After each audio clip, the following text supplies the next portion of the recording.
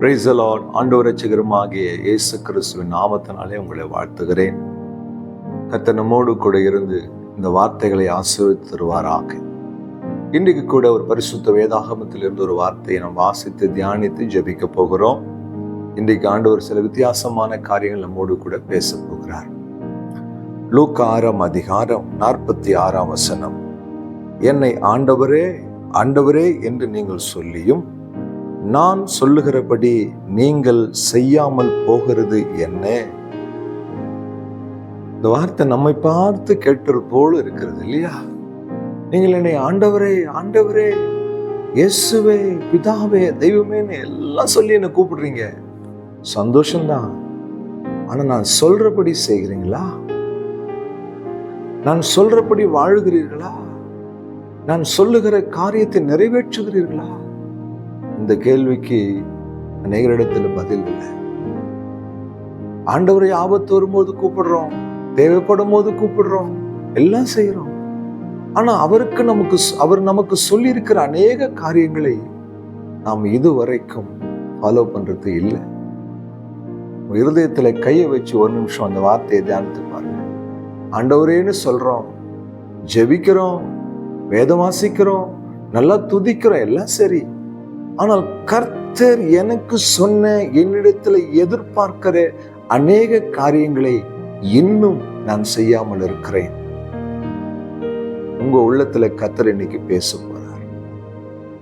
எத்தனையோ காரியங்கள் உங்களோடு கூட என்னோடு கூட ஆண்டவர் பேசி இருக்கிறார். வசனங்கள் மூலமாய், கர்த்தருடைய ஊழியக்காரர்கள் மூலமாய், அநேக சொப்பனங்கள் மூலமாய் கர்த்தர் அநேக காரியங்களை நமக்கு சொல்லி இருக்கிறார். வேத புஸ்தகத்திலிருந்து அநேக காரியங்களை சொல்லி, இப்படித்தான் ஒரு மனிதன் வாழ வேண்டும், ரட்சிக்கப்பட்ட ஒரு தேவப்பிள்ளை இப்படித்தான் ஜீவிக்க வேண்டும் என்று சொல்லி கர்த்தர் நமக்கு சொல்லி இருக்கிறார். ஆனால் எத்தனை முறை அந்த வார்த்தைகளுக்கு செவி கொடுத்து நாம் வாழ்ந்திருக்கிறோம், நடந்திருக்கிறோம். அன்பு தெய்வ பிள்ளையே, அவருடைய வசனத்தை கேட்கிறவர்களாய் மாத்திரமில்லை, அந்த வசனத்தின்படி நடக்கிறவர்களாய் இருங்கள் என்று வேதம் சொல்லுது. ஆண்டவரே ஆண்டவரே என்று கூப்பிடுகிறதுனாலே ஒரு மனிதன் ஆசீர்வதிக்கப்பட முடியாது, பரிசுத்தப்படுத்தப்பட முடியாது, ரட்சிக்கப்பட முடியாது.